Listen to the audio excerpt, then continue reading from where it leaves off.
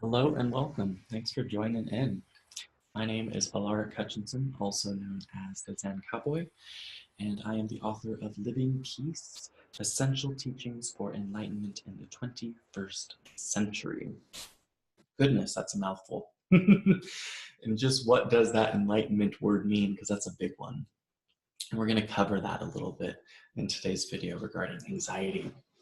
But to me, enlightenment is simply the ability to cultivate and maintain a sense of inner peace. Because when we have inner peace, what ends up happening is it changes the way in which we speak and act and the choices we will make in the world. And it even changes the thoughts we think and our perceptions. And so overall, collectively, it enhances our consciousness, which enlightenment is just kind of a catch-all word for this elevated sense of being at peace within ourselves and with others. Again, I don't view enlightenment as a singular destination, but rather I view it as something reoccurring and something that we must tap into on a daily basis. And that's what, excuse me, my book, Living Peace, covers immensely. Which I'm actually coming out with the second edition of it this January 2019. Might be able to be released maybe a week before January hits. But 9 steps, 9 tenets on how to master our thoughts, our impulses and emotions, and see beyond the illusions and separations of the world so that we could truly release our attachments and come to know an inner harmony and an inner peace. Which is a perfect tie-in to today's video about anxiety. And it is my goal to also include a bit of a meditation at the end, just kind of a guided meditation of how we can walk through and observe ourself, our feelings of what's going on so that we can learn just various ways in which we can self-soothe whenever we have immense stress or anxiety that's building. Let's go ahead and take the deep breath and a sip of tea. This is my Buddha happy mug. My shining Buddha. I love it. So I briefly mentioned anxiety in my previous video, which I'll also link in the description down below, where I talked about how to heal stress and just stress relief techniques. But because anxiety and stress are pretty connected. But overall, anxiety simply stems from our own insecurity. And it's very similar in nature to how I discussed in the previous video regarding stress, how 10% of what is incoming, the stimulation, the information, just the circumstances of our life is 10% of what causes stress or anxiety, while 90% of the stress, and now in this video, anxiety, derives from the ways in which we process it and react towards it. And in my book, Living Peace, I talk a lot about responding to situations and stimuli rather than reacting.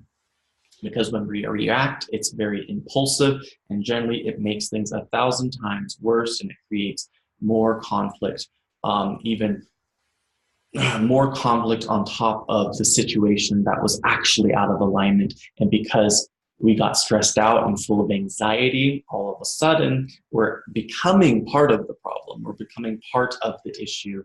And the way in which we're reacting to the people around us increases the stress, increases the tension, increases the hurt feelings. And now we have a bunch of other little fires that we have to put out, so to speak. And it just creates more and more and more anxiety. So yes, that's just a great little recap to keep in mind. So regarding anxiety though, it stems from insecurity. And I like the word insecurity to break it down in dash security. So a sense of inner security, which we are not having. We are not secure within ourselves. And so if we're not secure and balanced within ourselves, anytime something goes awry or not as planned in our external world, it really throws us off balance. And it's kind of like, it creates this painful cycle of codependency to where we are constantly trying to attach to external people, situations, things, substances to make us feel better. And when any of those things are put in jeopardy and are not, what's the word I'm looking for, complying, that are not compliant to our desires and our wishes, it causes immense anxiety. And I'm sure we can all relate to this. Parents can relate to this with children. And for those of us who just had, maybe you're not parents yet, but we have relationships, or we're in a stressful job, and just there's all sorts of things that can cause anxiety. But the number one leading factor of anxiety is people and our relationships. Isn't that wonderful? Especially when a relationship is a bit rocky and there's arguing involved and there's conflict involved, and we just never know which way the wind is going to blow. And so we become very anxious, and potentially a big thing of anxiety, we tend to become controlling at times as well. Our anxiety and our insecurity eventually turns into very controlling and even abusive behaviors. Because again, we're not looking internally to create balance. We are wanting everything outside of ourselves to be in perfect harmony that will match our needs, to make us feel secure, to make us feel peaceful, rather than doing the inner work that actually leads to a lasting sense of security and peace. Anytime we're trying to control the external situations or people in our life, that is always a fool's goal. It's always a fool's goal, because no one can ever be in complete compliance to your wishes. It's impossible, because they are their own entity. They are their own being. Even when it comes to children, sure, when children are young, they're probably more compliant, maybe. But once they become teenagers and eventual adults, they need to be able to blossom and go their own way. And that could be very difficult for some parents, especially parents who have developed such a strong bond, but even beyond a bond, an attachment of their own identity to being that child's parent. And so when the child goes their own way, identity crises occur. And it creates a lot of added anxiety and stress, and fear, overall fear, maybe even guilt and shame. It just all these negative emotions. And it's not something to laugh about, but it's something to really have compassion for and to really recognize within ourselves that is occurring at any time. And sometimes it's just the fear of our loved ones being hurt that can cause anxiety, or the fear of our loved ones leaving us, or even the fear of losing them to the death experience. That is a very common thing that arises as well. We're always fearing for the safety, either of ourselves or others. An example of this is when I realized I loved my now husband, Andrew. I had this oh shit moment where I'm like, oh, I really enjoy him being in my life. And it's hard for me to imagine him not being in my life now. And so there's probably about a month of anxiety that I was fearful of something, quote, bad happening to his well-being. And what would my life look like now that I met him and we're building a life together and him not being in it? And that was something I really had to process, because I didn't want to spend the rest of my life in our marriage constantly worrying about his safety. That would make me lose my peace, and I'd probably get a little crazy, and say things and do things and be just over the top smothering, and it would be very negative and not helpful to our blossoming marriage. And so again, rather than looking external, because since meeting him and us developing this life together, obviously my life has improved immensely, and we have such a delicious marriage and relationship that genuinely has a foundation on happiness and peace and loving and kind communication. And so it's interesting because we see all those things as external, and we're saying, well, he's bringing that to me, and if he's no longer here, if we are no longer together, then that would be taken away. And that is the illusion. Granted, it's a half truth, it's a half illusion. That is the delusion of our ego that we have to learn to transcend, because as long as we are attaching our well-being to someone else or something else, we will always be in fear of losing it. So what I did was, within that month's time, I really processed it. And rather than having my security be placed on an external someone or situation or thing, I made it internal. And I recognize, I say, well, if something ever happened, that would be very tragic. It would be incredibly painful. It would be incredibly sad. It would be ... fill in the blank of all of the emotions that comes with it. But then I recognize that I believe in myself. I trust in myself. I know that no matter what happens to me or anyone around me that may influence my life in a negative way, that I will be able to transcend it. I will be able to process the grief, process the pain, and still show up and be kind in life, still show up and teach peace in life, still show up. Just, it doesn't matter what you're going to be doing. It just means to show up. And I will be okay. I will be in pain, but I will be okay. And those two thoughts, I will be in pain, temporary pain, and I will be okay, is what allowed me to release my anxiety. Because again, it is not helpful.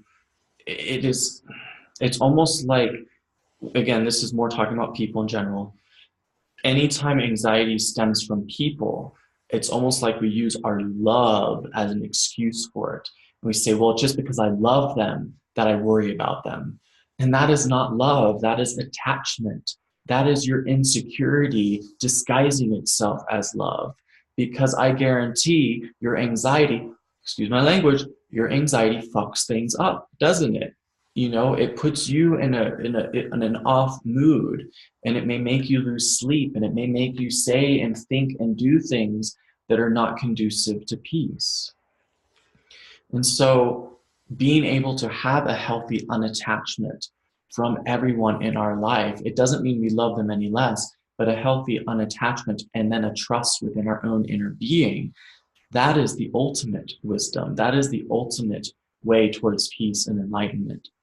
And truthfully, that is a huge part of why a lot of monks, especially Catholic and Buddhist, choose, it might be a bit different for Catholics, I haven't studied them as much, but for Buddhist monks, you know, living a life of celibacy and not having relationships greatly assists in not having these attachments that distract us from our own inner being, our own inner security.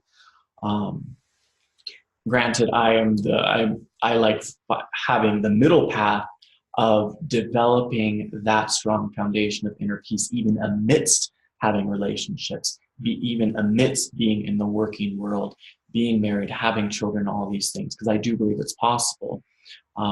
It just may take a little bit more time because when we are in relationships, it brings out our crazy, it brings out our insecurities, and it brings to surface all the things that are unresolved. And that's why it's delicious. That's why it's beautiful. But that's also why when we are not aware of it, it causes a lot of extra pain. So let's bring it back. Let's bring it back. Insecurity, anxiety. Loop those two things together. I really invite you all, the next time you feel anxious about something, don't blame your anxiety on an external factor. Bring it on home and realize that it is stemming from some inner insecurity you're struggling with. And then the question might come to be where, well, Alaric, what are some methods and things that we can do to not be insecure about life and ourselves and all of the above? that is a video for another day, my friends. Um, and again, my book, the New Living Peace, the second edition that's coming out, that's going to have a lot of juiciness in it. 9 tenets and 9 practices that you can do on a daily basis. And some juicy stories of my own personal experiences as well. And some really loving stories of Andrew and I's marriage and relationship that allowed us to get to this point. So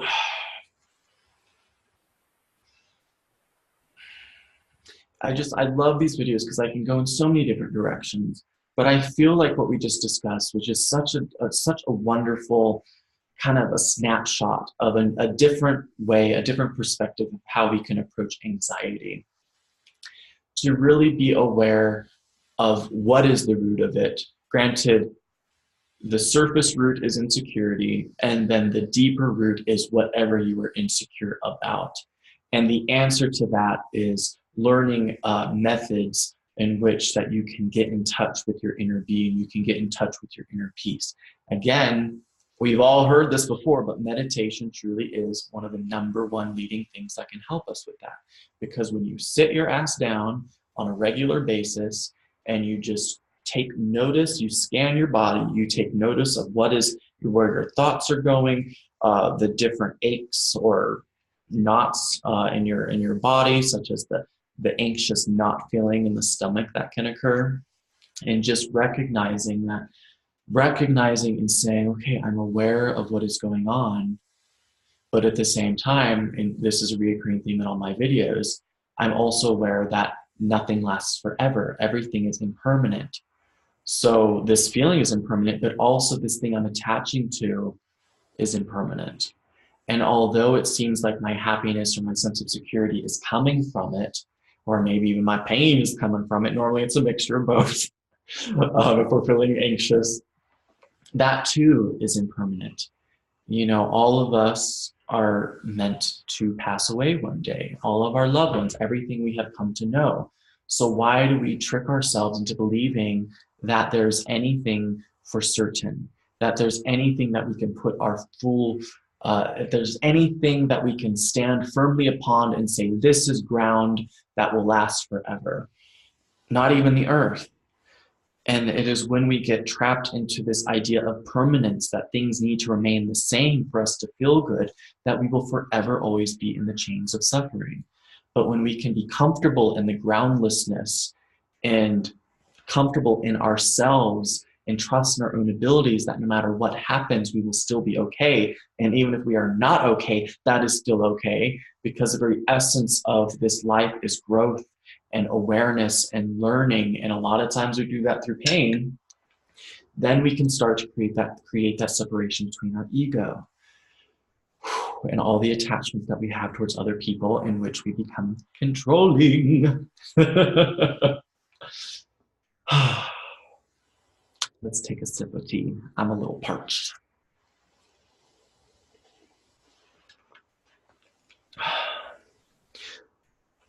Before we go into the meditation, I want to share a little bit more, just a short little side note. So right here, right now, in this moment, as I'm speaking to y'all, there are many things in my life that I could choose to think about and choose to create stories about that would cause me anxiety and cause me stress. I could probably list 5 right now, just off the top of my head, that would instantly, that I could tell myself worry about and create negative assumptions and stories about, and judge, that would instantly put me in a lesser good of a mood, if you will. I really don't get into really rough moods. That doesn't happen to me anymore, but I definitely can kind of get off my groove, if you will. But the thing is, all of them are out of my control, and a lot of them will be revealed with time. And so I recognize that. I recognize that, 1, they're out of my control, and 2, everything changes with time. And so I don't worry about them. I don't create stories about them. And anytime a judgment or negative thought comes into my head, I just quickly release it and let it go. And I come back to the present moment. Because in this present moment, I'm making a video. I'm talking to all of you. I am drinking tea. I am surrounded by beauty. I almost want to cry right now. because I can see how easy I can go into stress and anxiety, but I can also see how much gratitude I can cultivate towards everything that's in my life already. Even if there's many things that are not yet hitting that mark to where my ego desires them to be. Interesting, yes. So right now in this moment, other than what I'm going to say next to you, my mind is clear. How many of us can say that about ourselves in the ways in which we live our day-to-day lives? Normally there's many things going on all at once, rather than just the singular thing that we are doing in that moment. And if I ever make a success, like a keys to success video, that would be one of the keys to really give our undivided attention to one thing at a time.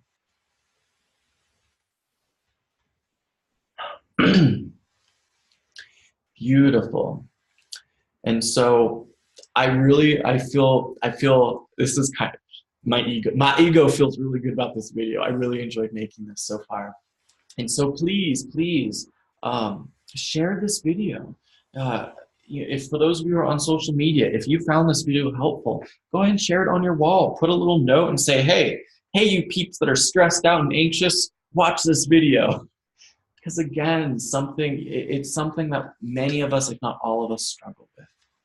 And the more we can share this kind of information to help enlighten us to the reason in which we suffer emotionally and physically, it really can help start to bridge and harmonize our relationships and harmonize ourselves so that we can show up in life with greater peace of thought, with greater peace of word, with greater peace of action. And collectively, when we're all doing that, it definitely changes our society for the better. It changes our society in a way that will unify rather than constantly separate, not only on a global spectrum, but also in our homes, because many of us can relate. We've all, whether presently or in the past, we probably all have been through very emotionally trying times of immense emotion that creates feelings of separation in our home life. And that it's something that we can transcend as a species, but we're not taking the time to learn the tools in which on how we can effectively communicate beyond our egos so that we don't do that. So long story short, I invite you all to share this video. And for those of you who've yet to subscribe, definitely do so. Again, it lets me know that these videos are being appreciated. And for those of you who comment and like it, thank you. Another way of showing that appreciation. So thank you. Another deep breath, and then we'll go into the meditation.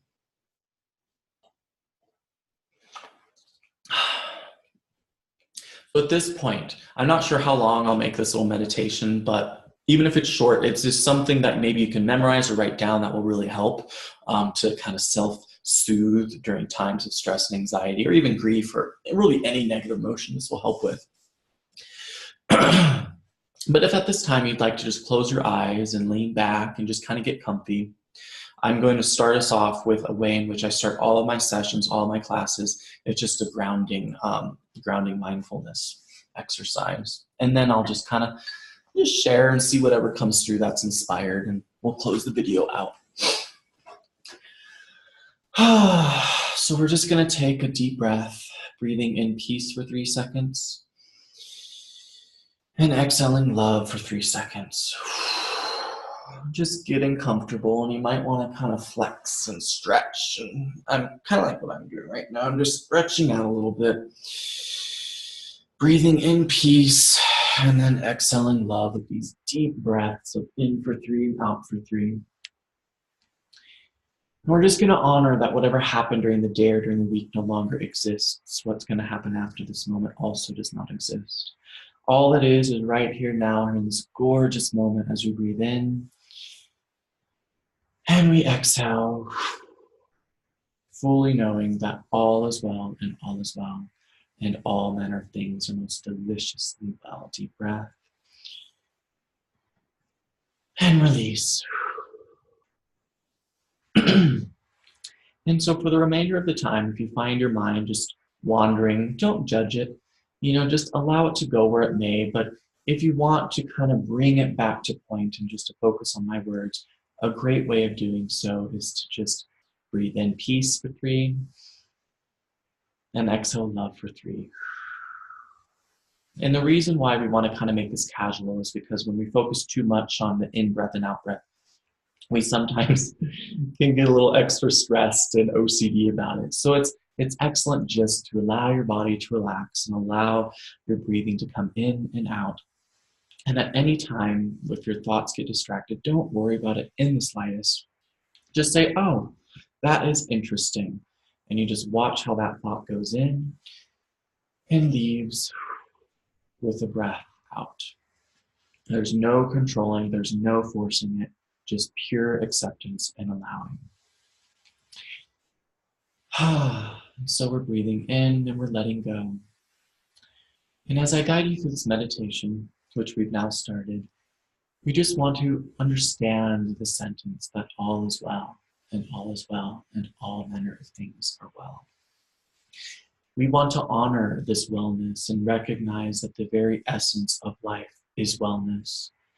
That because everything is impermanent, that the very essence of things coming together and falling apart, coming together, falling apart, even the birth and the death experience, the rising and falling of nations, the ebb and flow of the oceans and the cycles of the sun and the cycles of the moon, all of these things that are constantly in flux, all of it was designed so that life can exist and so that life can flourish.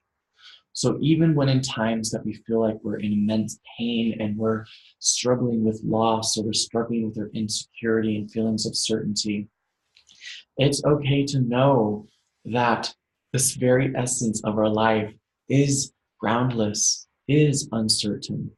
And it is our ego's nature to trap ourselves into the illusion that we need to make sense of things in a perfect fashion, when in reality, that is a goal that cannot be achieved. And that's okay. It's okay to feel pain, and it's okay to feel grief, and it's okay to feel anxious, it's okay to feel stress. But at the same time, we want to acknowledge and understand that we don't need to attach ourselves to these mental and physical emotions that we experience. And we can simply recognize that they are impermanent, that they are transitory. And that when we recognize that they're constantly changing and ebbing and flowing, we can start to ebb and flow with them rather than get caught up in this constant fight of resistance, of constantly trying to hold these house of cards together, of trying to hold things together in our life, be it relationships or jobs that may have never even been meant for us in the long run. Everything has a season, everything has a cycle. And so my invitation for all of you is when it's time for winter, let it be winter. When it's time for things to be dormant, let things be dormant. Don't try and force spring to come any sooner. And then when it's time for spring to come and life starts to flourish once more, let it be spring. Don't worry about the possible pain that you just experienced in winter. Don't constantly worry about the barrenness that you once experienced. Now things are starting to pick up in momentum and movement. Let your thoughts be fully present. And then comes time for summer. Let it be summer. Do not worry about trying to maintain the summer's heat and maintain life flourishing around you. Know that it is a temporary thing of success and things are really moving and rolling along. And we get caught up in the illusion that we want it to last forever. And then when it doesn't, we suffer and we get fearful and we get controlling and we get manipulative. And so when it's time for things to unwind and slow down, let fall come and enjoy the time of slowness, enjoy the time of reflection. Because in that slowing down, it starts to reignite our creativity. It starts to give us time to breathe. It starts to give us time to be with our families. It starts to give us time to just witness life rather than force life. And then winter comes again, a time for peace, a time for dormancy, a time for just being within ourselves. And when we allow ourselves to go through these 4 cycles, what ends up happening is our health increases, our vitality increases. Everything, we become so much more effective at everything that we do. And we are more present for those in our life. We're more present at our jobs. We're more present for our loved ones. We are more present for ourselves because we are not so stretched at all times. So let's breathe that in. And we breathe it out. And we breathe it in. And we breathe it out. And we now have a greater understanding that all is well, and all is well, and all manner of things are most deliciously and beautifully well. Another deep breath. And a release. So at this time, continue just relaxing and focusing on your breathing. I'm going to go ahead and end the video, but that doesn't mean you have to end your meditation. Once the video concludes, you can continue to just lay there and focus on your breathing for a few more minutes or even longer so. Just allow these words to permeate throughout your body. Allow the wellness to take root. Focus and look through your mind and your body, and if there's any tension, notice it, love it, and then just release it with an out breath. We recognize the winter, the spring, the summer, and the fall, and we are ever so grateful. Thank you, thank you, thank you. Blessed be.